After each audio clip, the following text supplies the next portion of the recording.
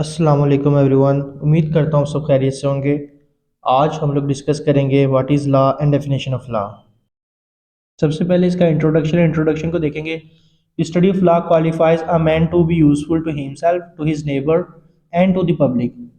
कानून का मुतालिया जो है वो आदमी को अपने अपने पड़ोसी और अपनी आवाम के लिए जो है मुफीद होने का अहल बनाता है। Law is a rule of conduct developed by a government or society over a territory. Law follows certain practice and custom in order to deal with crimes, business, social relationship, property, finance, etc. Law जो है वो इस चीज़ को follow करना पड़ता है कि जो भी कानून को जो भी बिजनेस है, सोशल रिलेशनशिप है, प्रॉपर्टी या फाइनेंस के लिहाज से एक रूल बनाया जाता है। ऐसा सेट ऑफ रूल्स है जिनको फॉलो करना होता है, और अगर कोई उसकी वायलेंस करता है तो उस जो लॉ है वो फिर रद्द अमल में उसको लाया जाता है लॉ को। Law has different meaning as well as different functions. Law के जो है वो मुख्तलिफ मीनिंग्स हैं और मुख्तलिफ इसके जो हैं फंक्शंस हैं। आगे इसकी डेरिवेशन है। The word law has been derived from the old tectonic word lag which means fixed और इवनली। इसका मीनिंग है फिक्स्ड यानी कि मुकर्ररा या यकसा तौर पर। ठीक है, आगे इसका मीनिंग देखेंगे। The system of rules which a particular country और community recognise as regulating the action of its member and which it may enforce by the imposition of penalties. इसमें यह है कि जो कवायद का वो निज़ाम जिसे कोई ख़ास मुल्क या बरदरी अपने रुकन के अमाल को मुंजिब करने के तौर पर तस्लीम करती है, और जिसे वो इम्पोजिशन ऑफ पेनल्टीज़ के ज़रिए जो है वो इन्फोर्स करवाती है। नेक्स्ट इसकी डेफिनेशन है। According to Oliver Wendell Holmes, law is a statement of the circumstances in which public force will be brought to bear upon through court. कानून उन हालात को बयान करती है जिसमें अवामी कुव्वत को अदालतों के ज़रिए बर्दाश्त करने के लिए लाया जाएगा। यहाँ तक हमने जो पढ़ा है वो तो ये था कि जी व्हाट इज़ लॉ। अब नेक्स्ट हमने डेफिनेशन ऑफ लॉ पढ़ना है बाय डिफरेंट ज्यूरिस्ट। मतलब कि मुख्तलिफ डेफिनेशंस पढ़ेंगे लॉ पर, जो कि बहुत सारे ज्यूरिस्ट ने अपने जो नज़रियात के मुताबिक सिचुएशन, जो सोसाइटी की सिचुएशन को देखते हुए उन्होंने अपनी लॉ को डिफ़ाइन किया है। अब बहुत सारे लोग ये कहते हैं कि जी लॉ की डेफिनेशन क्या है। एक्चुअली में जो लॉ की परफेक्ट डेफिनेशन है वो परफेक्ट डेफिनेशन आज तक नहीं बनी। उसकी वजह ये है कि जो लॉ है वो एक सोसाइटी के लिए बनता है, और जो सोसाइटी है वो हमेशा डायनेमिक होती है। जैसा कि बहुत सारे जूरिस्ट कहते हैं कि स्पेशली ये जो आर्नल्ड हैं वो जूरिस्ट, वो क्लियर कट ये कहते हैं कि लॉ की कोई डेफिनेशन नहीं है। उन्होंने उसकी वजह ये बताई है कि क्योंकि लॉ जो होता है वो सोसाइटी के लिए होता है, और सोसाइटी जो है वो डायनामिक है। तो आप ये कैसे कह सकते हैं कि जी एक डेफिनेशन देकर हम लॉ के वो जो है वो स्टैटिक कर लेंगे। तो लिहाजा जो सोसाइटी है वो डायनेमिक है, तो लॉ भी डायनेमिक ही होगा, एक वक्ती तौर पर होगा, वो लॉन्ग लाइफ नहीं होगा। सबसे पहले हमारे पास जूरिस्ट हैं Arnold Brecht. According to Arnold, obviously law can never be defined. इसमें जो है ऑब्वियसली जो है वो लॉ कभी भी डिफाइन नहीं किया जा सकता। With equal obviousness however it should be said that the adherent of the law legal institution must never it give up the struggle to define law, because it is essential part of the ideal that it is rational and capable of the definitions। Law कभी भी define नहीं हो सकता। इसमें ये बता रहे हैं कि जो हमारे लीगल इंस्टीट्यूशन हैं जो कि कानून के लिए काम करते हैं, जो कानून बनाने का काम करते हैं, उनको इम्प्लीमेंट करते हैं, उनको कभी भी ये स्ट्रगल नहीं छोड़नी चाहिए कि वो कानून की डेफिनेशन बनाना छोड़ दें।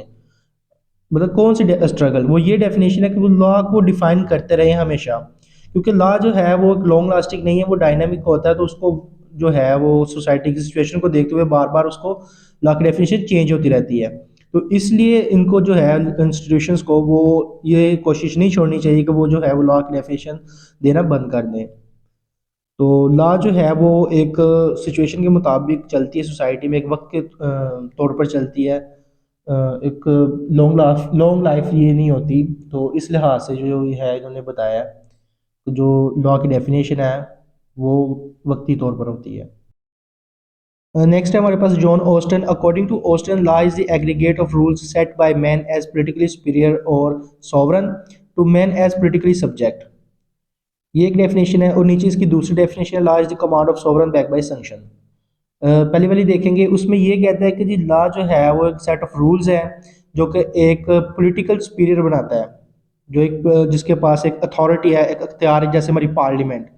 हमारे जो जो कि अपने इंफीरियर पॉलिटिकली लोगों के लिए, उन लोगों के लिए जो कि पॉलिटिकली इनको सब्जेक्ट होते हैं, इनके जो सब्जेक्ट होते हैं यानी कि नीचे काम करने वाले होते हैं, जैसे सोसाइटी में हम सब लोग रह रहे हैं।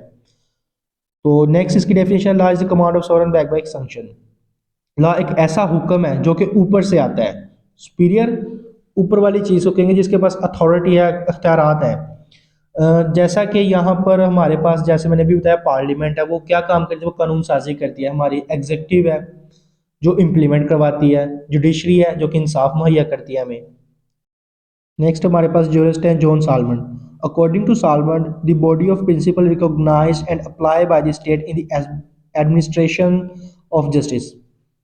इन्होंने अपनी डेफिनेशन में ये बताया कि कानून एक बॉडी ऑफ प्रिंसिपल है, सेट ऑफ रूल्स है, एक मजमूआ है कायदो ज़वाबित का, एक रूल्स का, जिसको माना गया है और अप्लाई किया गया है स्टेट की तरफ से, लोगों को जो है वो इंसाफ जो है वो फ्राहम किया जाए।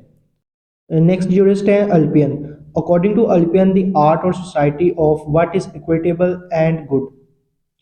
इन्होंने इस डेफिनेशन में ये बयान किया गया है कि जो लॉ है उसमें जो इक्विटी है, इक्विटेबल इक्विटी से निकला है कि इक्विटी के नज़दीक क्या चीज़ है, इसके चीज़ वो चीज़ है जो कि इंसाफ के नज़दीक है।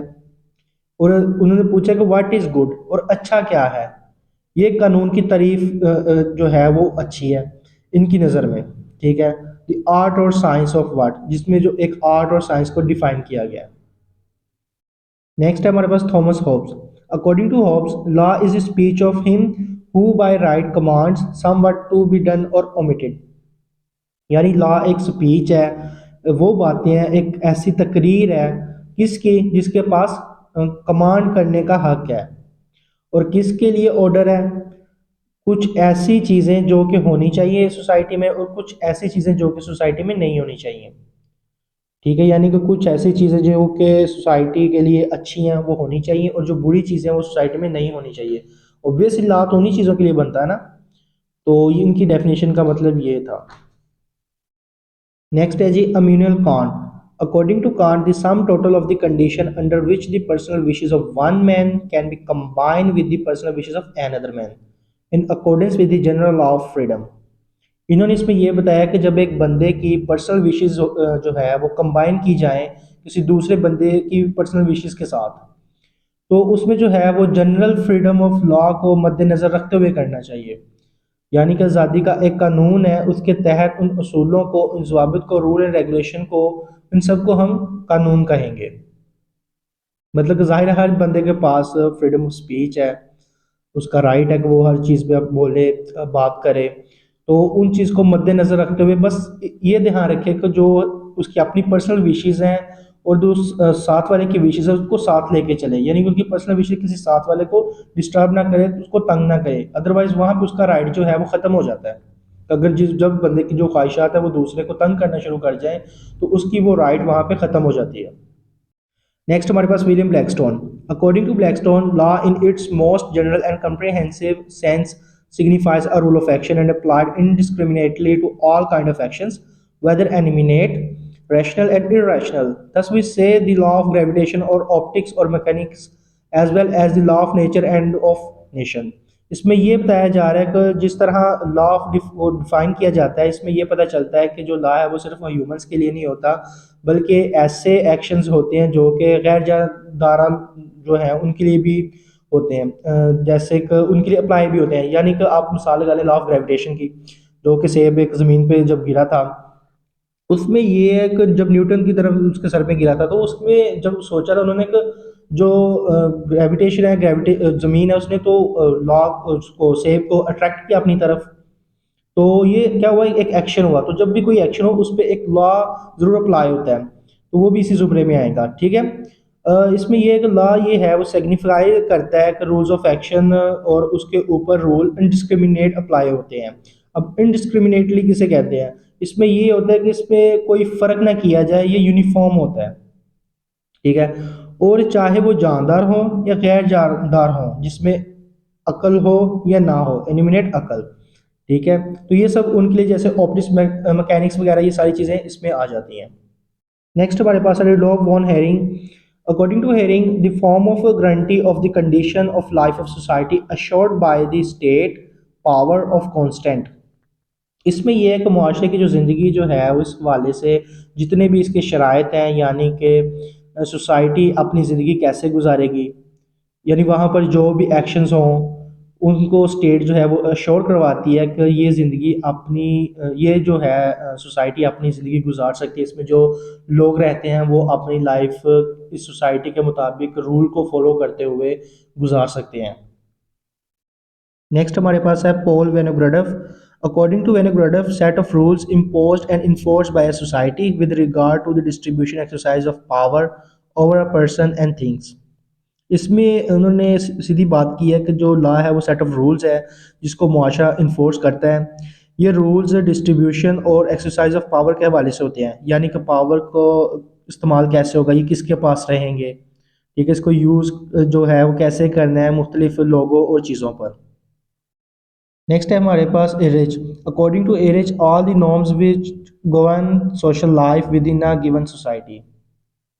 वो तमाम नॉर्म्स, वो तमाम कायदे, रूल्स एंड रेगुलेशन जो कि सोशल लाइफ को गवर्न करती हैं, यानी सोसाइटी में किस तरह रहना है आपने, किस तरह रूल्स को फॉलो करते हुए एक सोसाइटी में अपनी लाइफ आपने स्पेंड करनी है, तो ये सारी चीज़ें जो है वो उन्होंने इस डेफिनेशन में बताई हैं। अब आपने काफ़ी डेफिनेशनें पढ़ी होंगी, आपको अंदाज़ा हो गया होगा कि सबकी जो है वो डेफिनेशंस एक दूसरे से चेंज हैं। ठीक है, वो अपने जो है वो सोसाइटी की सिचुएशन को देखते हुए जो है डेफिनेशन उन्होंने प्रोड्यूस की और उनको जो है वो अप्लाई किया, इम्प्लीमेंट किया। जो कि जैसा कि हमारा जो मुस्लिम स्टेट है पाकिस्तान में, वहाँ पे जो है एक पार्लियामेंट स्टेट बनाती है, लॉ कानून साजी का काम करती है, और जो है वो जैसे एक एग्जेक्टिव जो है वो इसको इम्प्लीमेंट करवाता है लोगों पर, और लोग जो है उसके मुताबिक अपनी लाइफ गुजारते हैं। तो ये वक्तन वक्तन जो है ये चेंज होती रहती है डेफिनेशंस। ठीक है, तो उम्मीद करता हूँ आपको आज के लेक्चर की समझ आई होगी। तो आज की वीडियो का अख्ताम यहीं पे होता है। उम्मीद करता हूँ सबको वीडियो पसंद आई होगी। अगर आप इस चैनल पे नए हैं तो इस चैनल को सब्सक्राइब करें और बेल आइकन को प्रेस करें ताकि आने वाली वीडियोज़ की नोटिफिकेशन आपको मिलते रहें। See you soon in the next video, तब तक के लिए अल्लाह हाफिज़।